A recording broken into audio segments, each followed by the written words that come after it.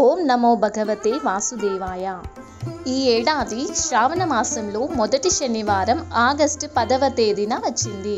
శనివారాన్ని కూడా భక్తులు ఎంతో పవిత్రంగా భావిస్తారు.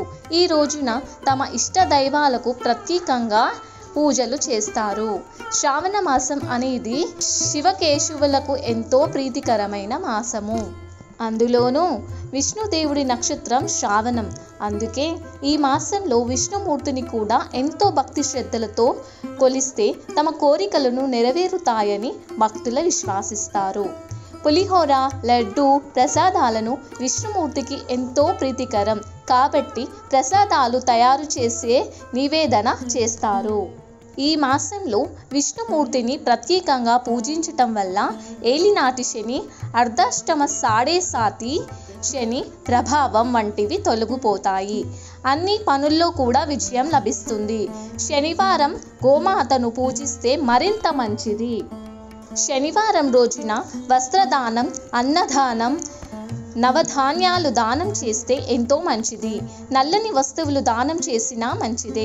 శనివారం రోజున ఇంటికి ఇనుము, ఉప్పు, కొత్త చెప్పులు, నూనె, నల్లని బట్టలు వంటివి ఇంటికి తెచ్చుకోకూడదు. శ్రావణ మాసంలో శనివారం రోజున శివలింగానికి 5 రకాల పువ్వులను సమర్పించాలి. ఉదాహరణకు పరమేశ్వరుడికి బిల్వపత్రము, శమి, అగస్త్య, అవేసి పువ్వు, ఘంటసాల పుష్పాలను సమర్పించవచ్చు. శ్రావణ మాసంలో శనివారం రోజున శివునికి శమి పుష్పాలు సమర్పించటం వల్ల శని దోషం తగ్గిపోతుంది.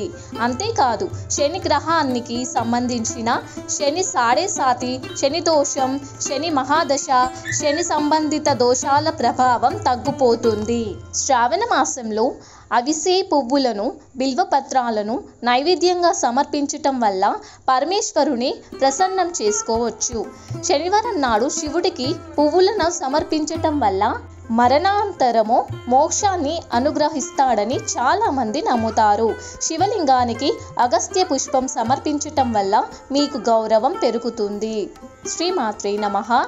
సర్వే జనా సుఖినో భవంతు. స్వస్తి.